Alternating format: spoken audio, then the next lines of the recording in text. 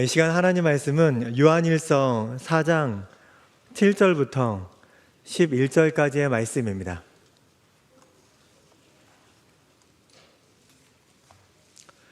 요한일서 4장 7절부터 11절까지의 말씀입니다. 이 시간 함께 하나님 말씀을 받들어 읽겠습니다. 사랑하는 자들아, 우리가 서로 사랑하자. 사랑은 하나님께 속한 것이니 사랑하는 자마다 하나님께로부터 나서 하나님을 알고 사랑하지 아니하는 자는 하나님을 알지 못하나니 이는 하나님은 사랑이심이라. 하나님의 사랑이 우리에게 이렇게 나타난 바 되었으니 하나님이 자기의 독생자를 세상에 보내심은 그로 말미암아 우리를 살리려 하심이라. 사랑은 여기 있으니 우리가 하나님을 사랑한 것이 아니요 하나님이 우리를 사랑하사 우리 죄를 속하기 위하여 화목 제물로 그 아들을 보내셨음이라. 사랑하는 자들아, 하나님이 이같이 우리를 사랑하셨은즉 우리도 서로 사랑하는 것이 마땅하도다. 아멘. 오늘 하나님 말씀은 유치팀과 교회의 많은 사역을 감당하시는 하재현 전도사님이 전해주시겠습니다. 하재현 전도사님은 어릴 적 교회에 등록해서 멋진 교회 오빠로 성장했다가 교회 전도사가 되었습니다. 앞으로 하나님께서 귀하게 쓰시는 종이 될 거라 믿고 또 하나님께서 주시는 말씀을 가난한 마음으로 잘 듣겠습니다라는 마음으로 우리 박수로 맞이하겠습니다.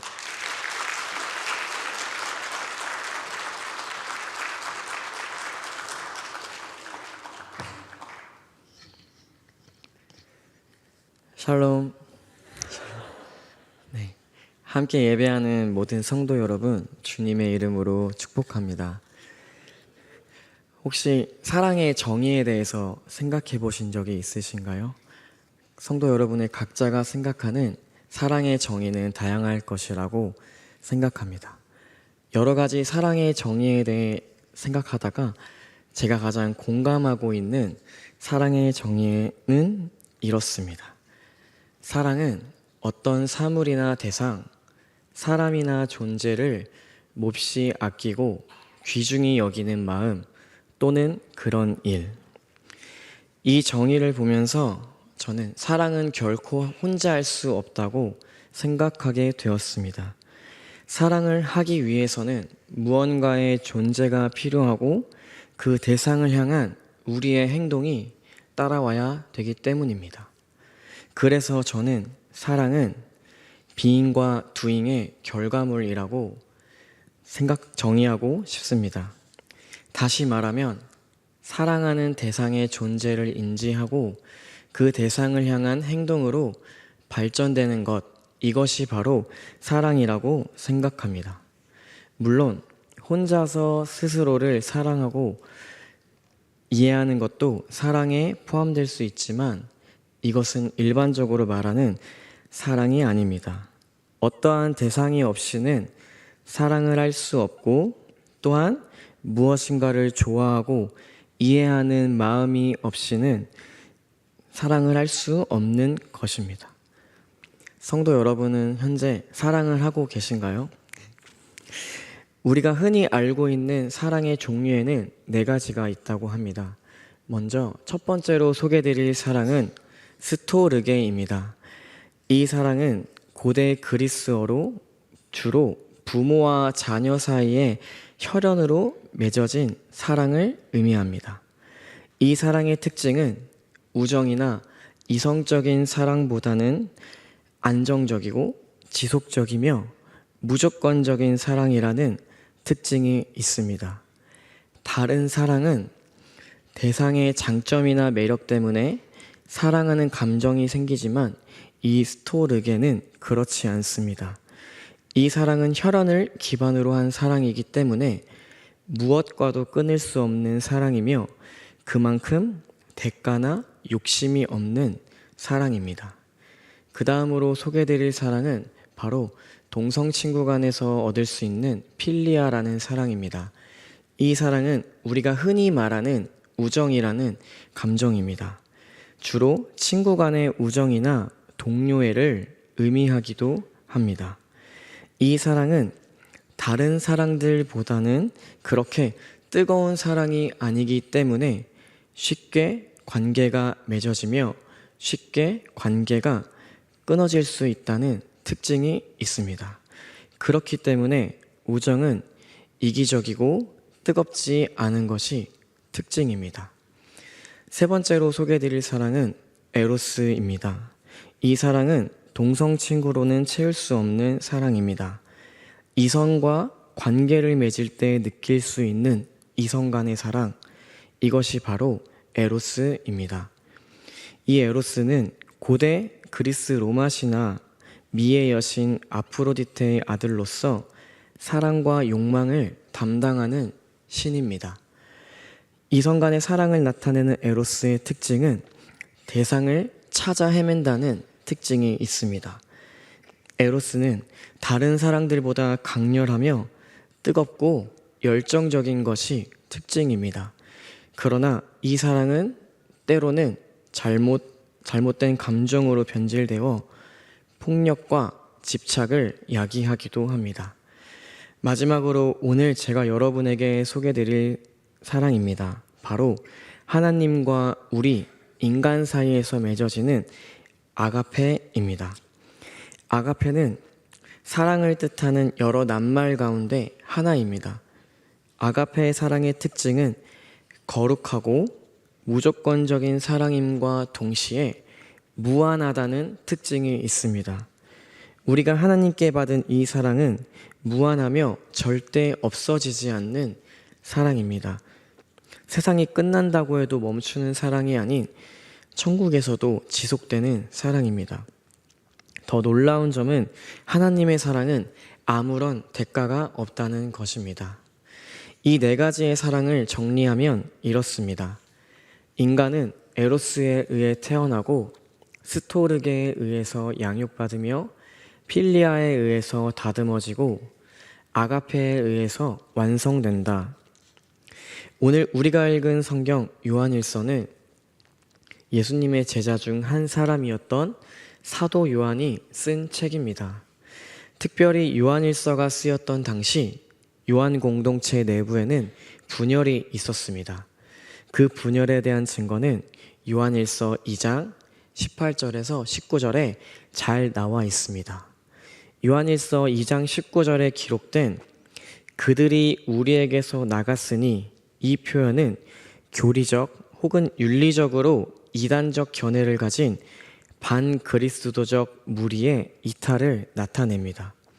더 나아가 요한일서의 기록 목적은 거짓 교사들에 대한 가르침에 대처하기 위함과 동시에 예수님을 나의 구주로 믿는 자들이 얻는 영생의 확신을 주기 위함입니다. 요한은 요한일서를 통하여 하나님과의 아름다운 교제를 위해서 하나님께 순종해야 되고 더 나아가 다른 사람들과 사랑의 교제를 나누어야 함을 강조하고 있습니다. 특별히 요한일서 4장을 통하여 사랑의 근원이시며 사랑은 단순한 감정이 아닌 하나님께로부터 나오는 것임을 설명하고 있습니다. 요한일서 4장 7절에서 8절까지의 말씀 같이 읽도록 하겠습니다.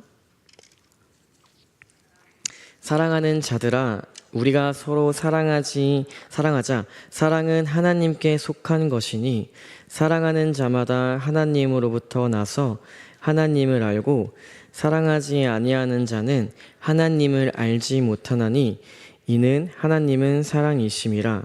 아멘. 하나님의 본질은 사랑입니다. 그러므로 사랑은 하나님께 속한 것입니다. 단순히 인간의 감정이나 윤리적인 행위를 넘어 하나님으로부터 시작되는 것입니다. 사랑이 하나님께 속했다는 참된 사랑의 의미는 인간의 본성에서 오는 것이 아니라 하나님과의 관계에서부터 나온다는 뜻입니다.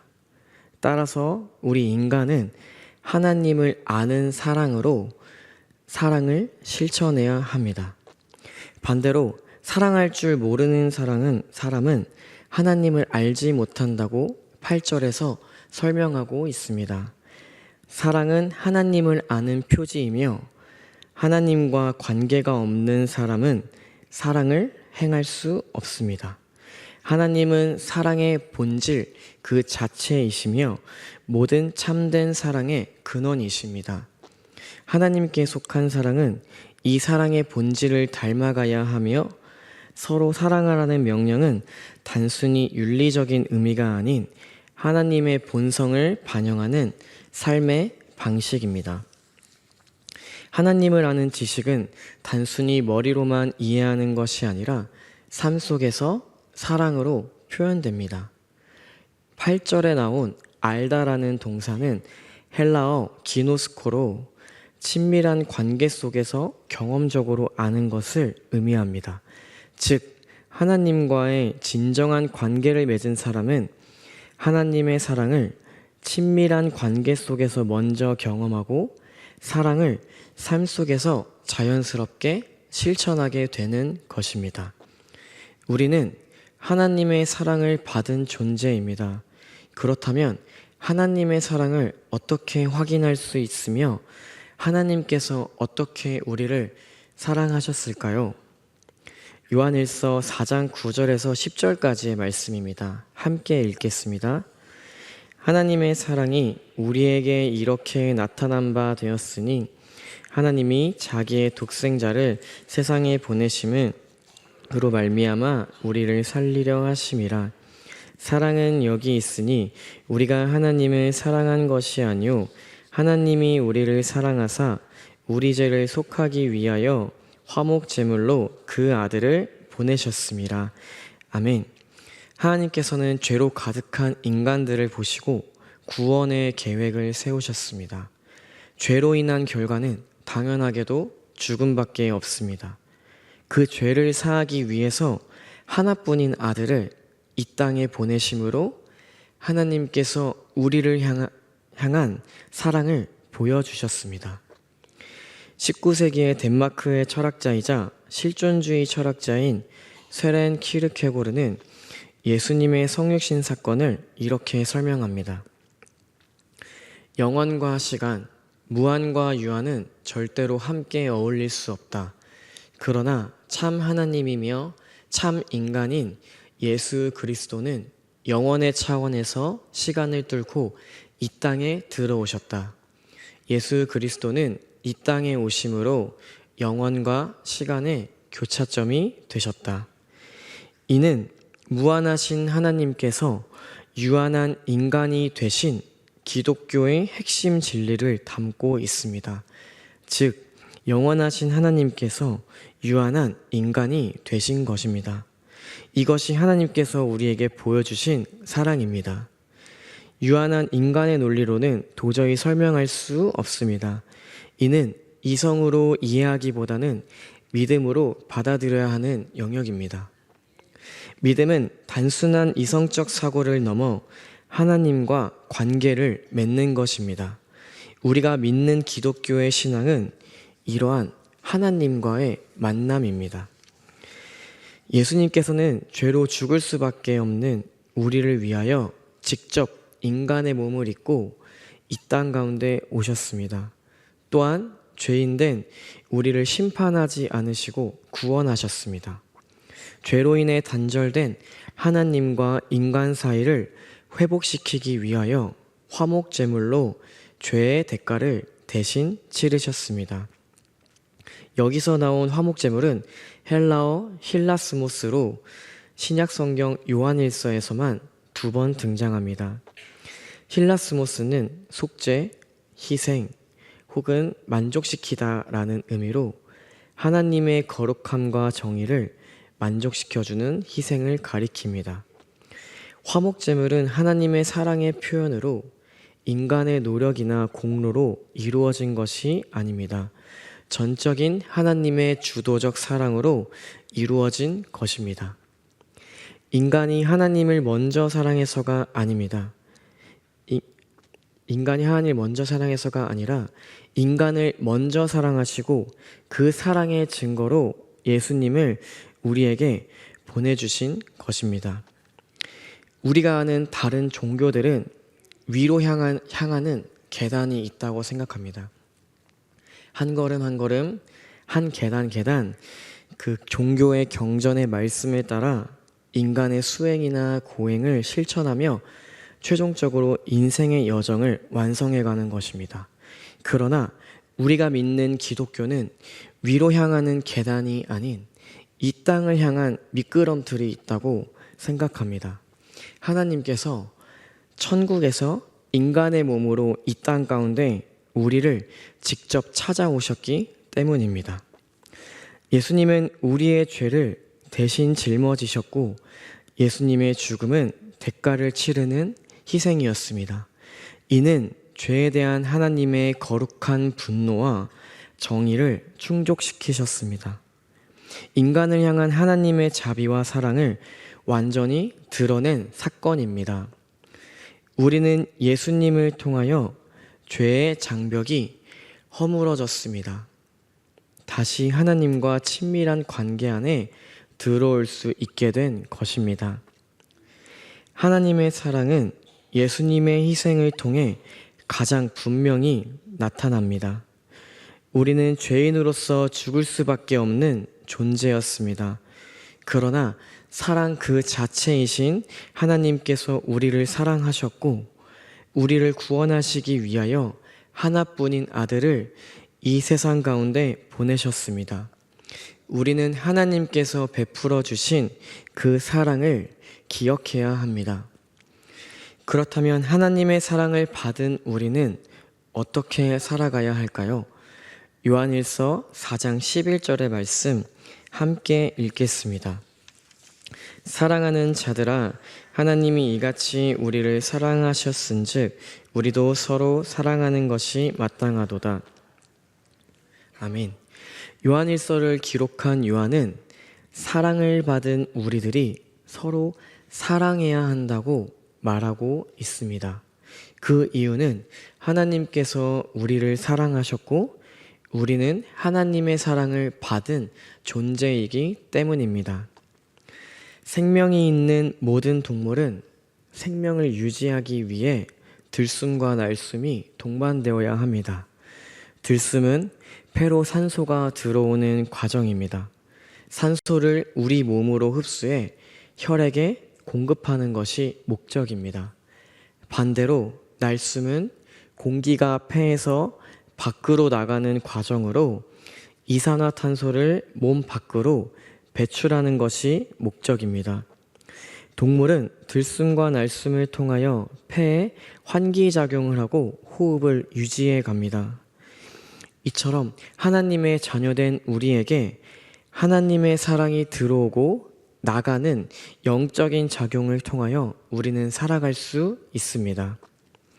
하나님께서는 우리가 사랑을 알기 이전에 우리를 먼저 사랑하셨습니다.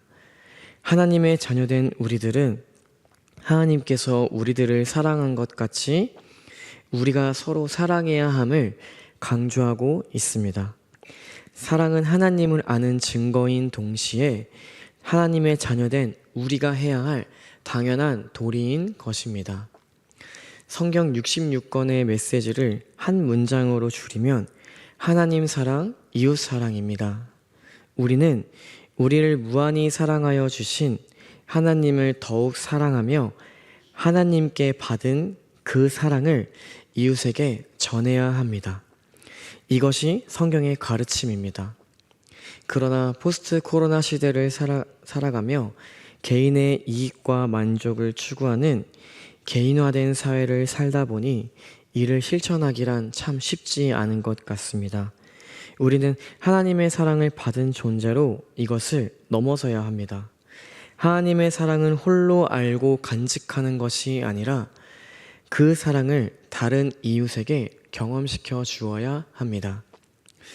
2025년 교회 주제가 품을 향해 가는 꿈, 품이 되어 사는 삶입니다. 우리는 하나님의 품 안에서 경험된 사랑으로 누군가에게 하나님의 품을 경험시켜주는 한 해를 걸어가야 합니다. 저는 현재 작고 소중한 6세에서 7세의 아이들이 있는 유치팀 사역을 담당하고 있습니다. 저에게 주어진 사역의 자리에서 우리 유치팀 아이들을 마음껏 품어주며 이 사랑을 전하려고 합니다. 교사 경건의 시간을 최대한 줄여서 최대한 빨리 마치고 예배당으로 들어오는 아이들을 한 명 한 명 눈을 맞춰가며 인사를 하고 있고, 또 집에 돌아가는 아이들의 이름을 한 명 한 명 불러주며 인사를 하고 있습니다. 성도 여러분은 지금 살아가는 가정과 일터와 교회의 자리에서 어떻게 이것을 감당하시겠습니까? 바라옵기는 하나님의 품을 깊이 경험하고 그 품을 전달하는 귀한 사명 함께 잘 감당할 수 있기를 소망합니다. 사랑하는 명선의 가족 여러분, 오늘 말씀을 통하여 우리가 기억해야 될 것은 우리는 하나님의 사랑을 받은 존재라는 것입니다. 우리는 하나님의 사랑을 받은 자입니다. 그 사랑은 세상이 말하는 다른 사랑들보다 뜨겁고 강렬하며 무한한 사랑입니다. 이 사랑을 받은 우리는 우리만 알고 누리는 것이 아닌 세상 가운데에 전하며 함께 나아갈 수 있기를 바랍니다. 하나님의 사랑을 충만히 누리고 우리 이웃에게 나누는 우리가 되기를 주님의 이름으로 축복합니다. 기도하겠습니다. 사랑과 은혜가 풍성하신 하나님 아버지, 오늘도 우리에게 새날을 허락하여 주시고 살아갈 힘과 능력을 주시니 감사드립니다. 우리를 정말로 많이 사랑하시는 하나님 아버지, 죄로 인하여 죽을 수밖에 없었던 우리를 위하여 예수님을 보내주셔서 구원하여 주신 그 은혜, 그 크신 은혜에 감사드립니다. 하나님 아버지의 크신 은혜와 사랑을 매일 삶 속에서 누리며 살아가고 싶지만 삶의 분주함 때문에 이것을 놓치며 살아갑니다. 우리에게 이것을 다시 기억할 수 있는 은혜를 더하여 주세요. 설 연휴를 앞두고 있습니다. 오고 가는 발걸음도 지켜주시고 가족들과 함께 복되고 즐거운 시간 보낼 수 있도록 성령님 인도하여 주세요. 감사드리며 이 모든 말씀 우리를 사랑하시되 죽기까지 사랑하시는 예수님의 이름으로 기도드립니다. 아멘.